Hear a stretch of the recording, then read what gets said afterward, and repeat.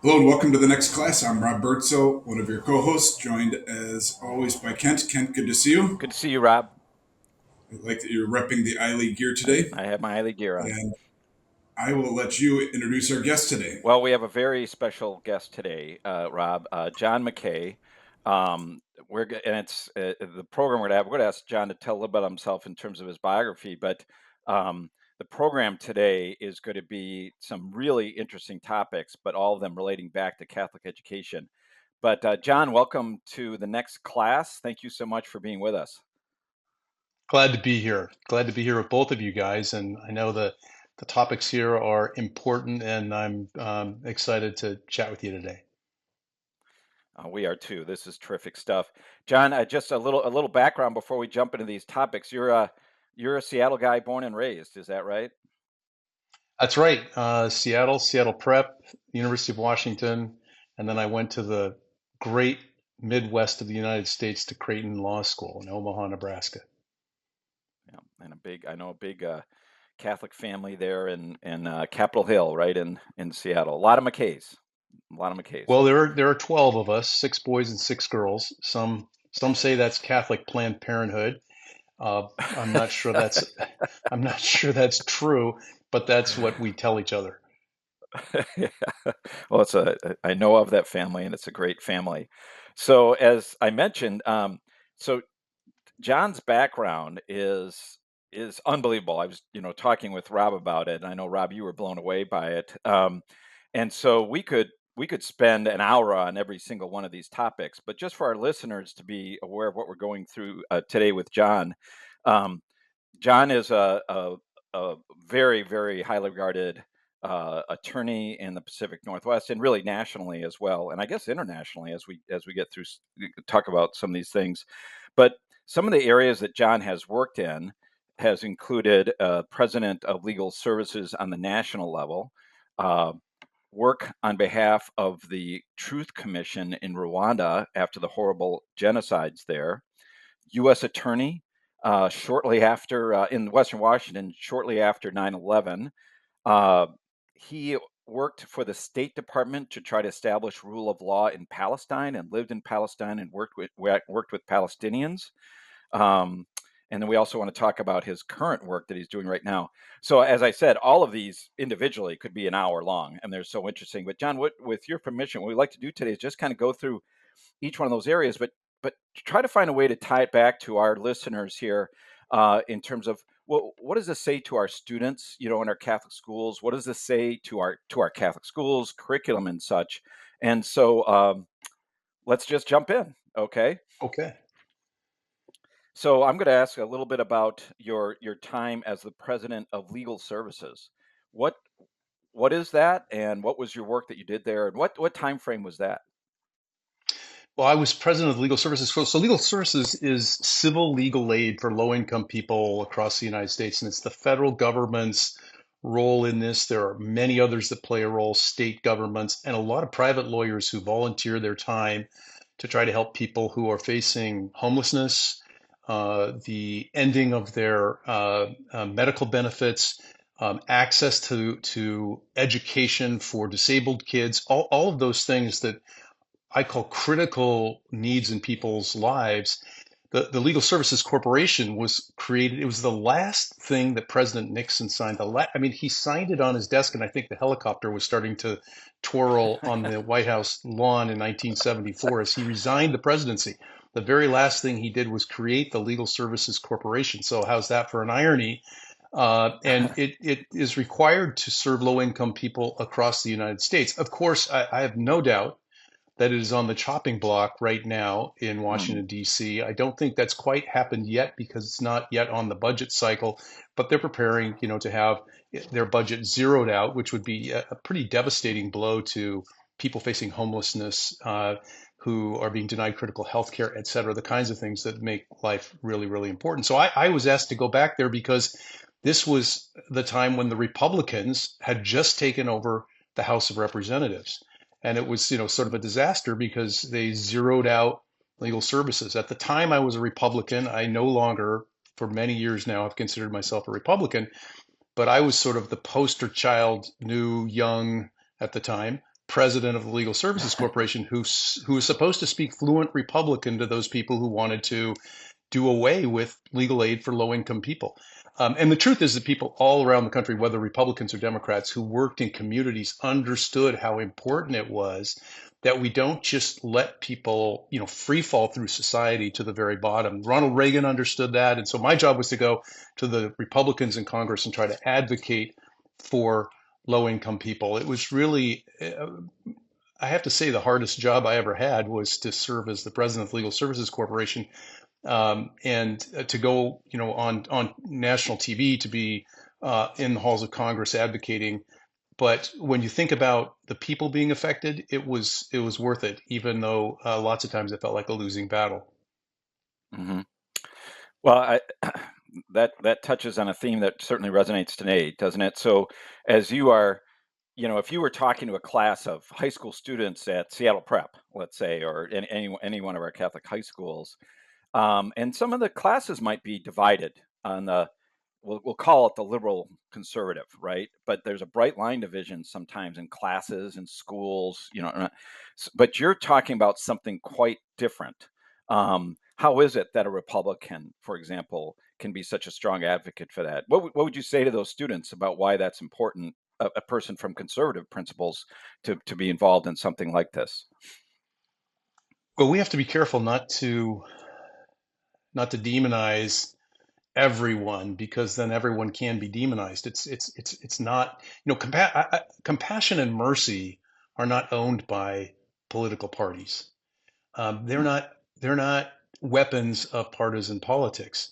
And so when you talk about a mother who is trying to care for a disabled child on her own, to receive a letter from the government saying, you're out, you no longer receive benefits, when the law entitles her to receive those benefits.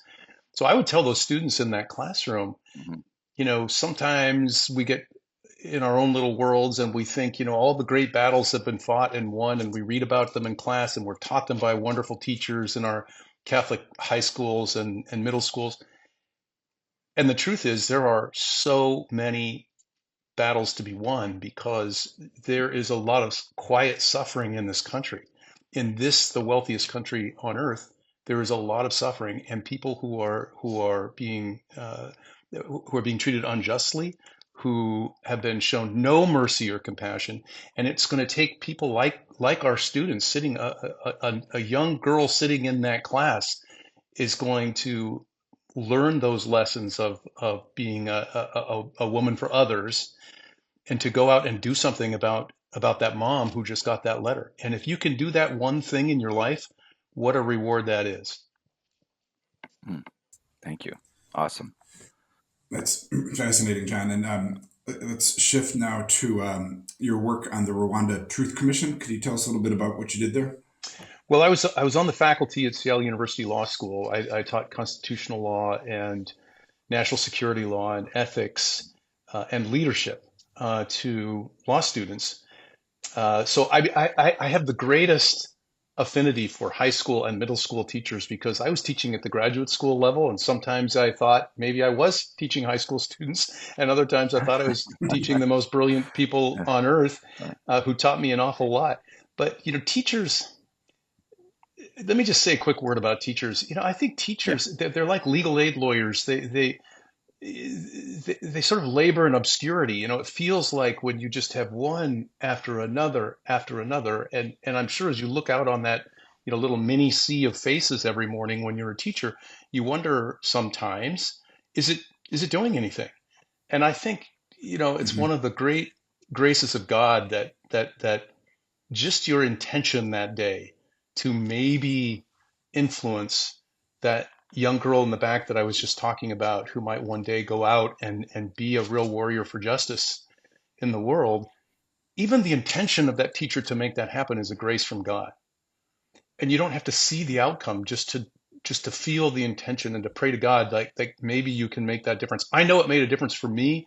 I feel my formation was, of course, at home, with my mom and my dad, but really at Seattle Prep, a really nice Jesuit high school that you and I both know. And I sort of laugh because, as I was sent to Jug more than once, I wondered, how ironic it was that I would then chair the board of that school sometime in the future. I mean, does that ever happen? I mean, what, jug to chair.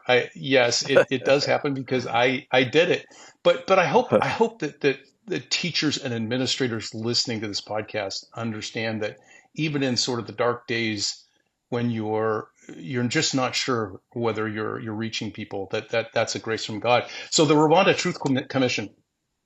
I was teaching at Seattle University Law School, and following the genocide in Rwanda, which the American media completely miscast at the time it was occurring as a civil war, when in fact we know now that it was the most vicious of genocides, hundreds of thousands of people macheted to their deaths in Rwanda while the world stood by. And President Bill Clinton later said it was the worst mistake of his presidency to take that as a civil war and something that we should not be involved in when it was clearly a genocide. And many people knew it, but we just closed our ears to it. The world closed its ears to the killings that were occurring in Rwanda. And what came from that, of course, and maybe 10 years after the genocide, the War Crimes Tribunal for Rwanda, created by the United Nations, was to be wrapped up in 2009, and they needed a team of lawyers and IT people and interviewers, journalists really, to come in and create a record of the commission. And that was really important because the idea was, well, what if 100 years from now in an authoritarian world, is that possible? Probably they would try to do away with the War Crimes Tribunal, which was attempting to hold accountable the worst of the killers, and it was taking them about 10 years to do that. So we were there to document it, and it was a fascinating project. I stayed and lived in Kigali in Rwanda for about 6 weeks, and we interviewed on camera the judges, the investigators, even the court reporters who had to listen to these horrific tales of violence. It was incredible, and there were judges of the court who wept into the camera. No one had ever asked them, "How did you feel hearing these terrible stories?" Before I left, I just have to say I went to the memorial, which is on the banks of the river in Kigali. The river is where they threw the bodies after they were killed, and I had tried to steel myself to this, and I tried not to feel every day, because how could you do this? One of our team, after about 5 days, went into her hotel room and never came out until the 6 weeks was over. It was too overwhelming, and I have the greatest. I mean, that I am not ridicule. I'm saying that I totally understand, and I didn't feel it until I walked into the last room of the memorial in Kigali in Rwanda, and they just had pictures of children, and it told their stories of what had happened to them. And I was reading one and they were all dressed in white. I couldn't understand it for the longest time, but the reason is the only photographs they had were of their first communions, because most of the Tutsi who were killed were Catholic. And I was like, why are they all dressed in white? Who knew, well, it was their first communions in every single case. All the girls in beautiful white little dresses, the boys in white shirts and white short pants. And I was reading the story of one boy, and it said that he loved peanut butter sandwiches. He loved to play soccer. His favorite team was Barcelona. And he was macheted to death and thrown in the river I was standing next to. So yeah, it was quite a thing to know. And because you had me come and speak at Seattle Prep shortly after that, and I was there to try also to document reconciliation. I mean, how do you reconcile almost 1 million deaths? And what they did was they had a woman who had a family member who was murdered, weaving baskets with a woman who had at least one family member, usually their husband, who had been a genocideer, a killer. And they had to sit together in a room and weave a single basket together. I'm not going to pretend that was some act that resulted in reconciliation, but it was, again, it was the intention. And I think God gives us grace, just hands it out for our intention. And so even if reconciliation wasn't there at the moment the basket was being woven. The intention, to seek reconciliation, the intention to give forgiveness as a grace from God. So I was very proud to be a part of that effort. And John, you began this talking about teachers. What's a lesson that you learned that a teacher in a Catholic school could take from this experience that you had?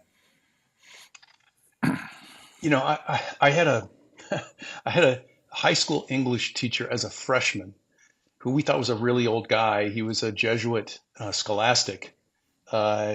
I did the math. I did the math. He was 27, and and so he Father Craig Bowley. I'm just going to name him Yeah, a I know Father Jesuit Craig. he's now the chaplain at Jesuit High in Portland at 80 years old, and just a tremendous human being. And you know, sometimes you pick up the ideas. I'm thinking about Ignatian spirituality now, and how spirituality can be built into someone without them knowing it. And I think that's exactly what was happening to me in my formation at Seattle Prep, my real spiritual formation. But after that time, in staying in touch with him, he introduced me to Ignatian spirituality per se. I mean, really, of Saint Ignatius Loyola.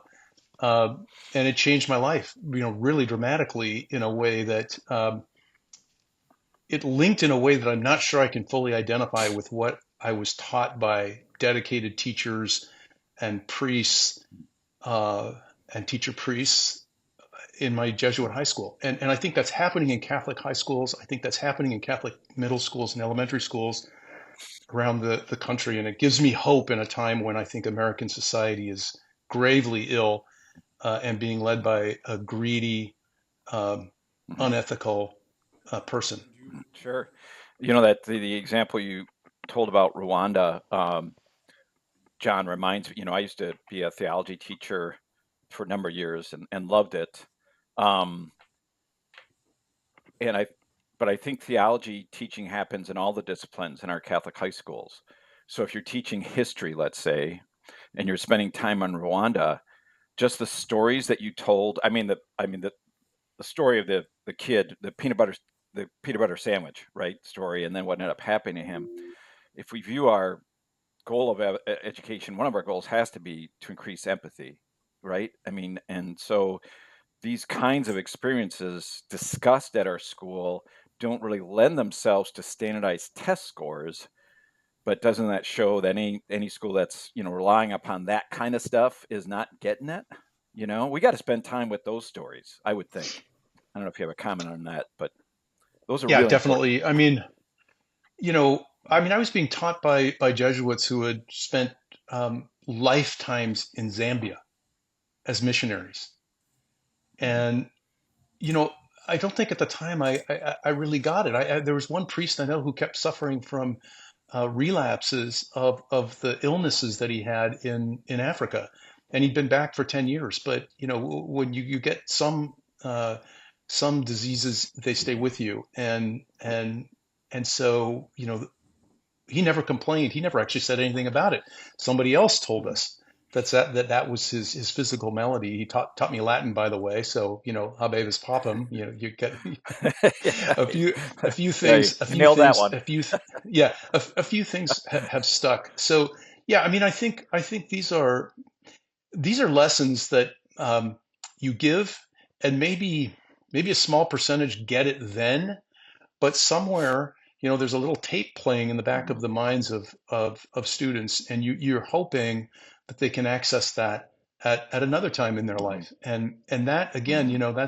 that's the intentional grace that comes to teachers. That's the intentional grace that comes to administrators when they give those opportunities. I'm like you, Kent. I you know accolades and awards to students, uh, those are nice. Maybe they rally some people. I find them exceedingly Yeah.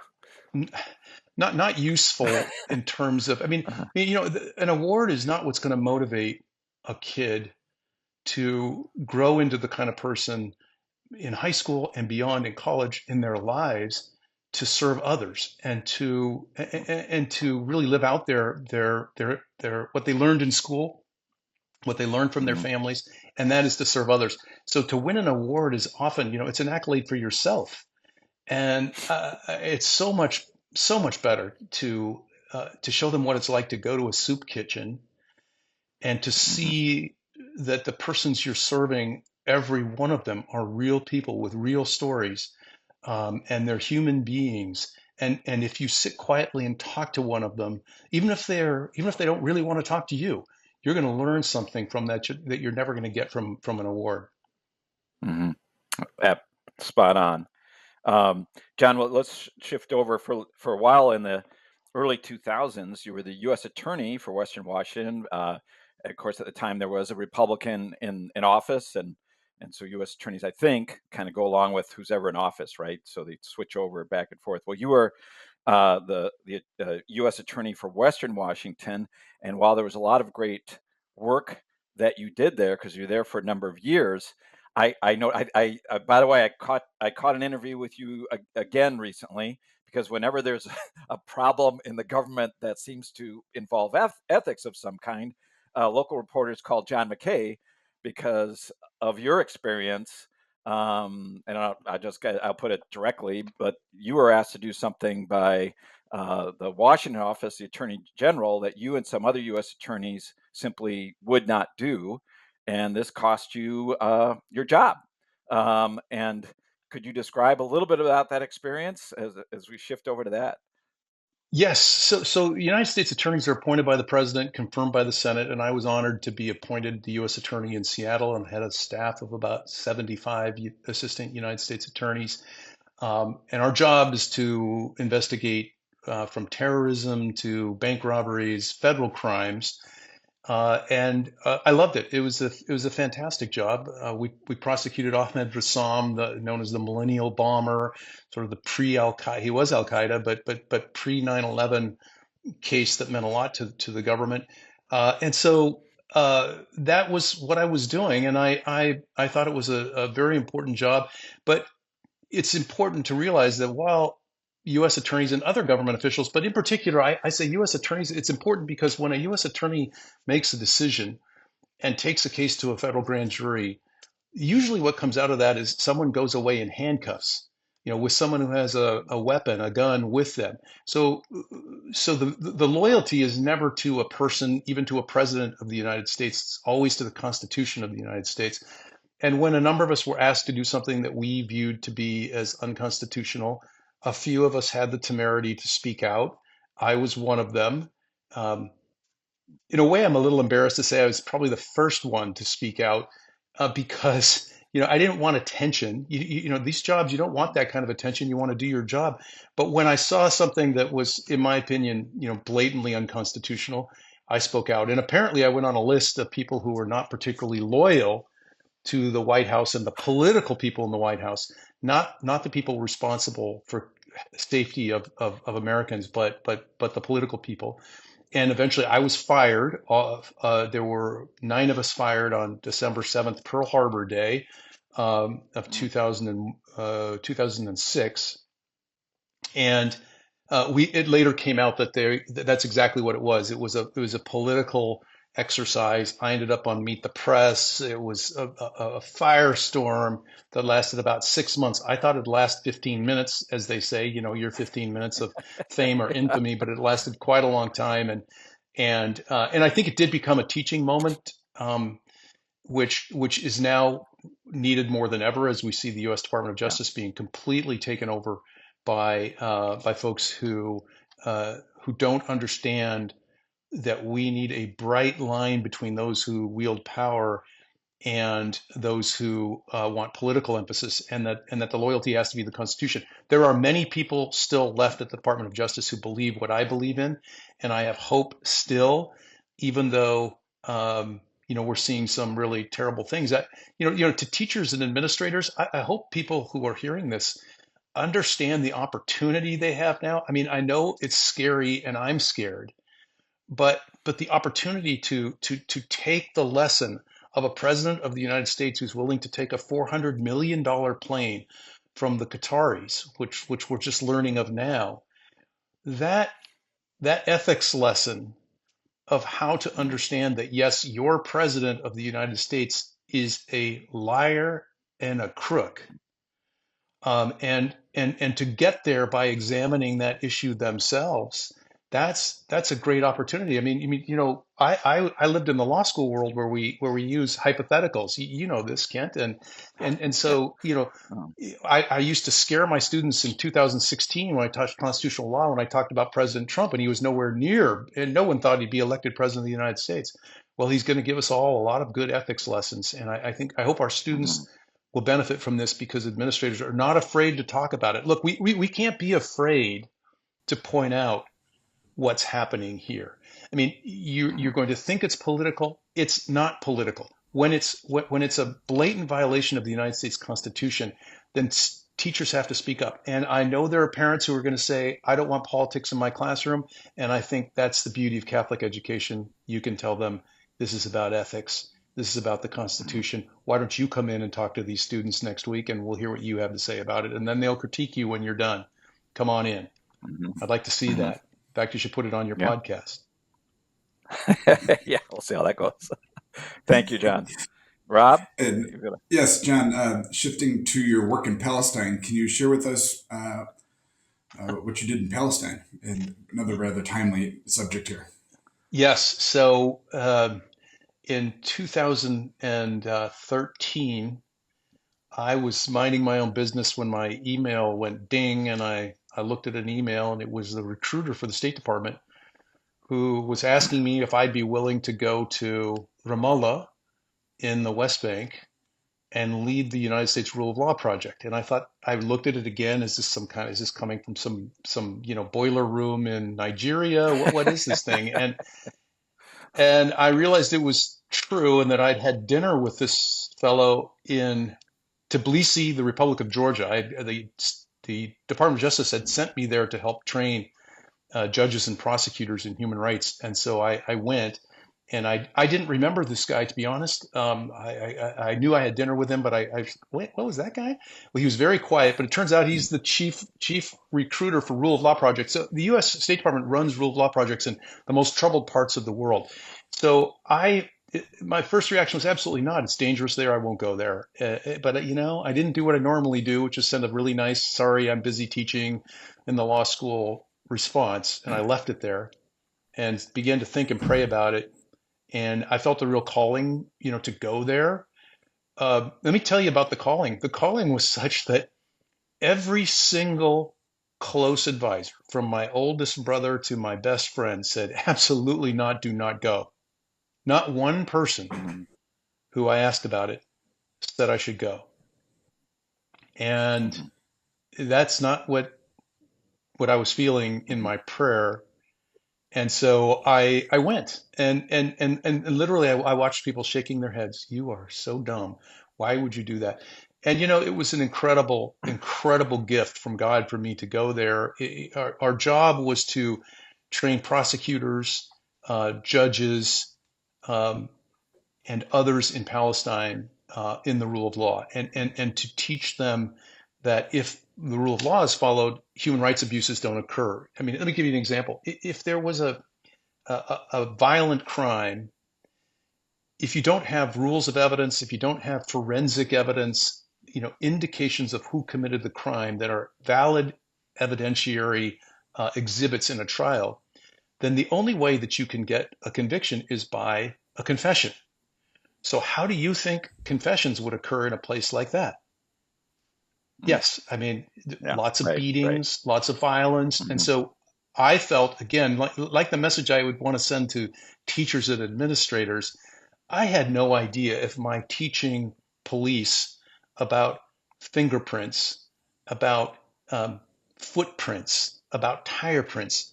I mean, that's mundane, right? But when you add those together, we were teaching people how not to beat people. And mhm, so mhm, the reward Yeah. wasn't immediate if they understood the importance of a tire print as evidence in a criminal case.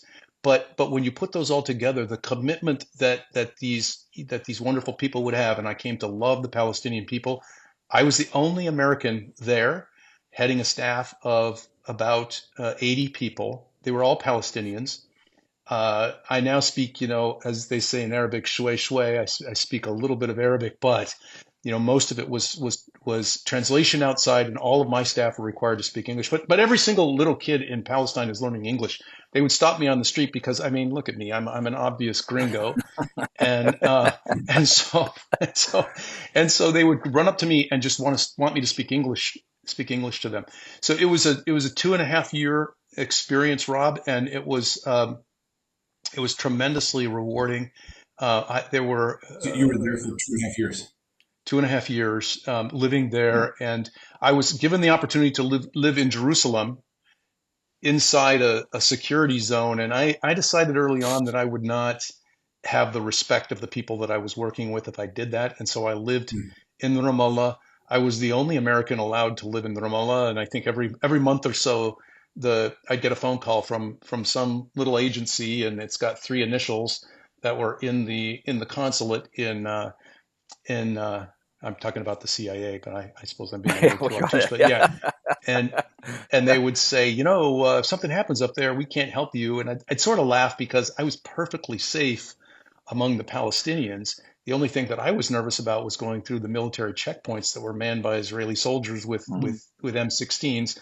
One in particular, this one guy was a Russian guy, and he left his M16 right at head level as I would come through his. I could use a diplomatic checkpoint to get into to Jerusalem where the consulate Mhm. was, and I would occasionally have to go in there.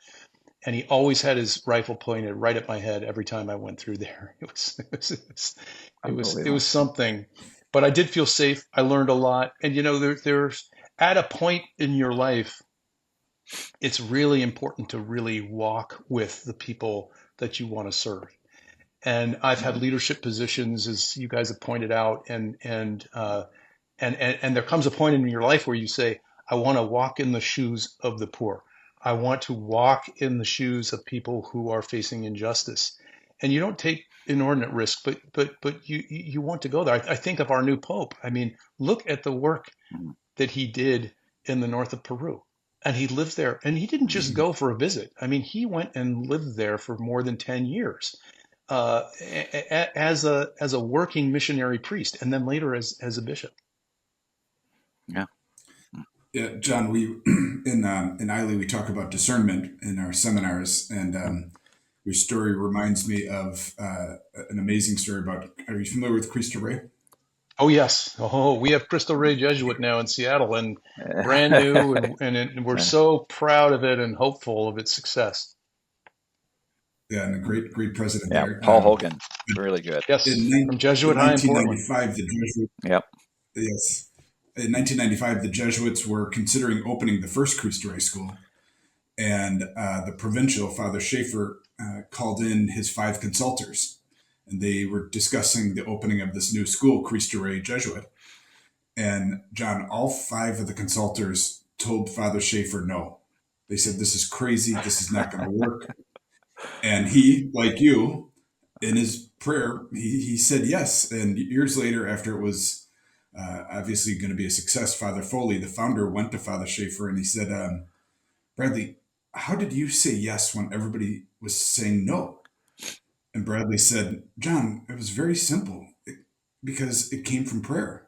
Mhm. And Exactly. like your story, everybody told you no, but you said yes. And that moral courage is just uh, so beautiful when it comes from prayer. And so You know, I love that story of yours. Mhm. it's yes, and these things happen all the time, and we have to guard ourselves against reacting to those. There's something called the lost art of followership, which I like to mention, where and I'm talking about myself, I need to remember that I have to follow sometimes, and that means that even though I'm saying to myself, the person making this decision, who's not taking anyone's advice, is arrogant, is someone who doesn't care about me, Mhm. doesn't care what I think. He's asked my advice, now he's not taking it.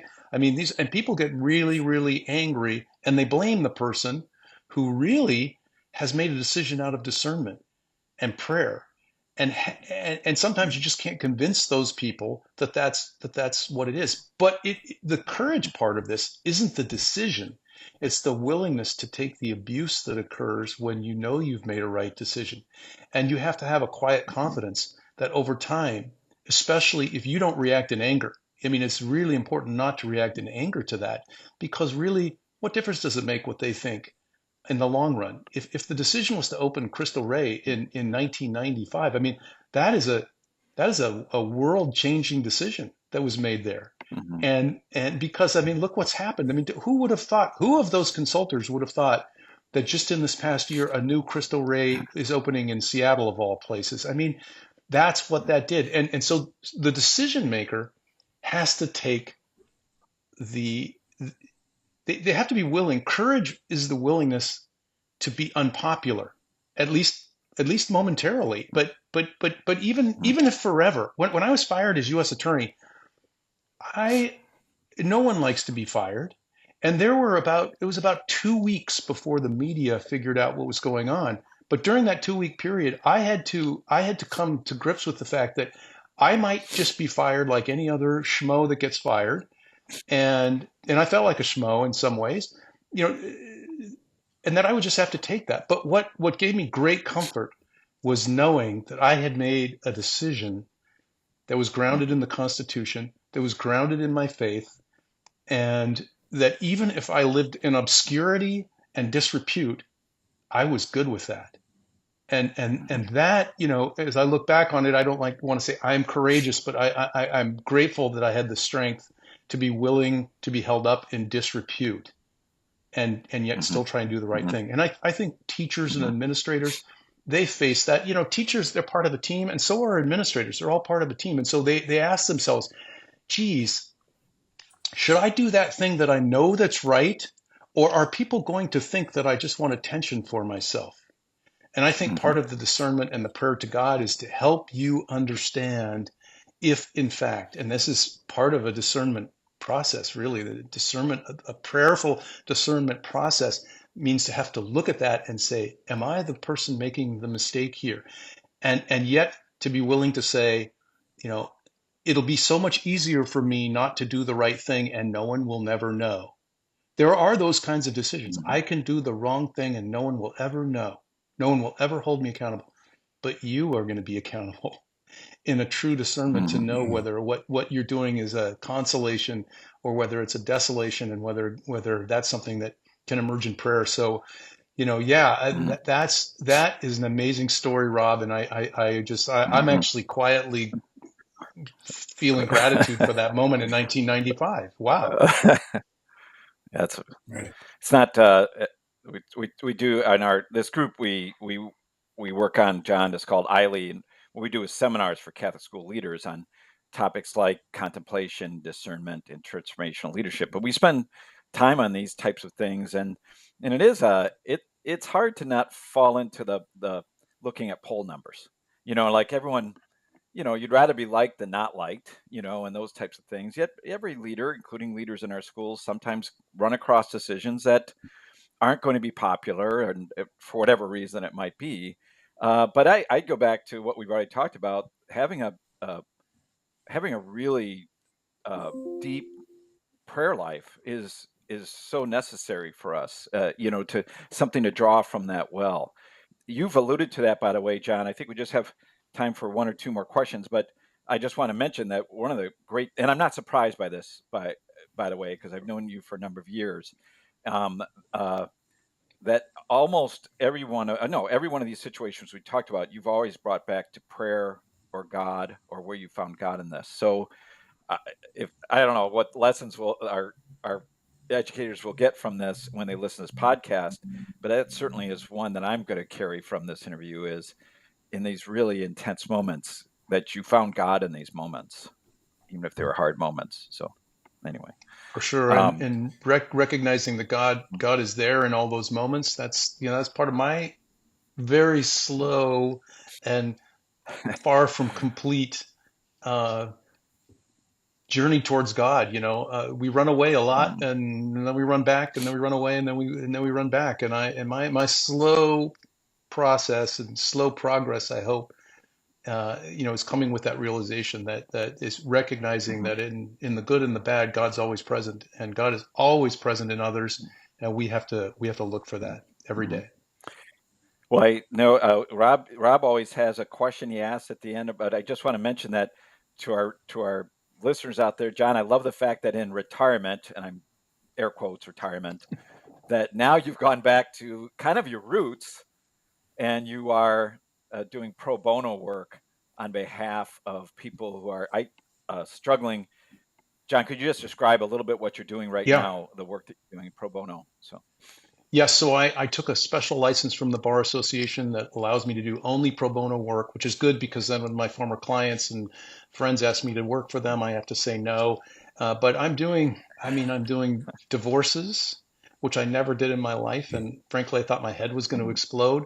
But I work with a women's shelter in Southwest Washington, and I read an article that there are something called legal deserts. And legal deserts is mhm, where there are no lawyers willing to take cases for poor people.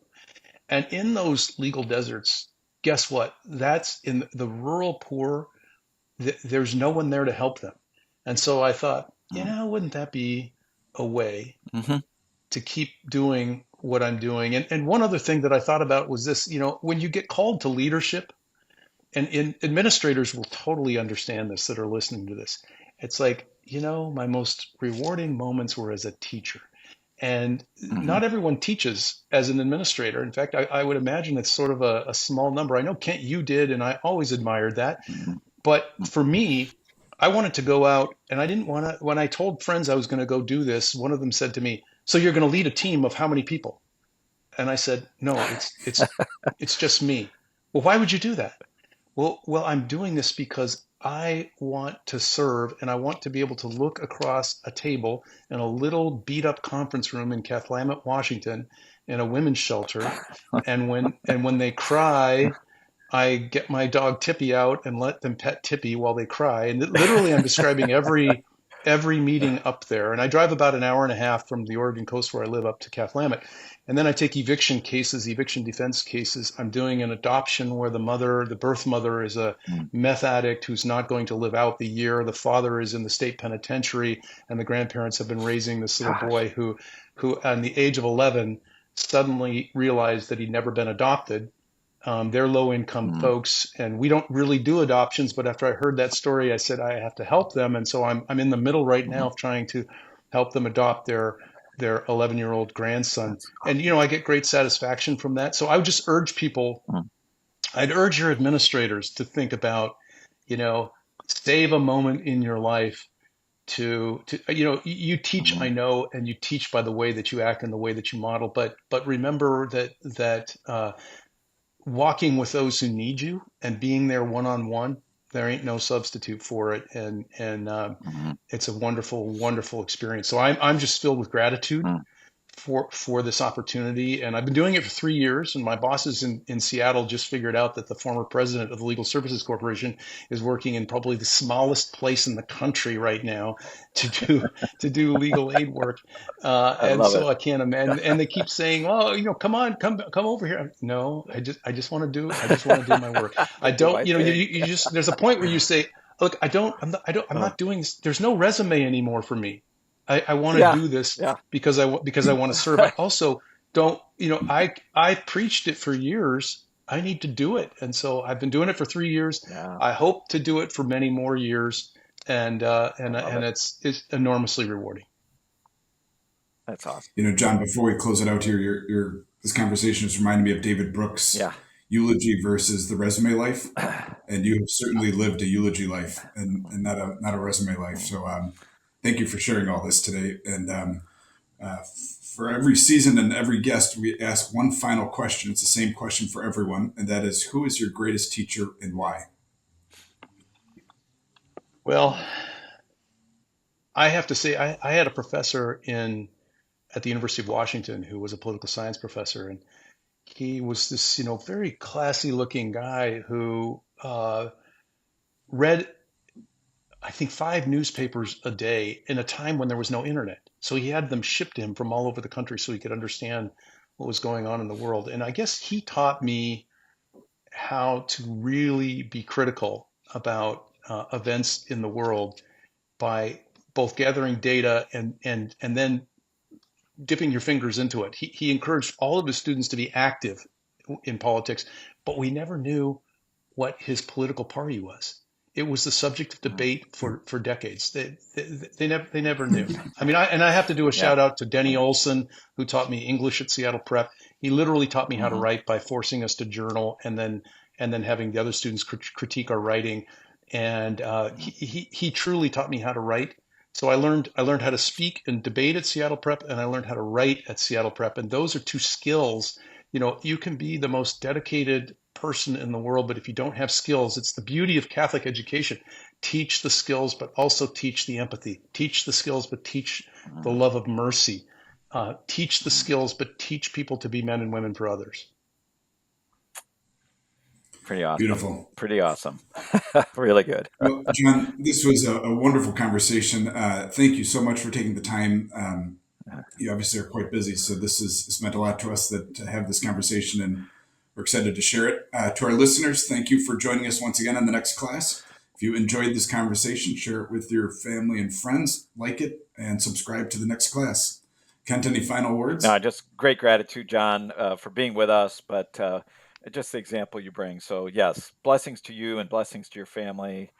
Just great gratitude. Thank you so much. And to you And guys, finally, thank you. before we close it out here, a shout out to our producer, Nico. Yes, Thank you Nico. for putting these together, Nico. Appreciate your skills. As John said, skills. Nico has them. Yeah. Alrighty, thank you all, and we'll look forward to seeing you on the next class. Thank you.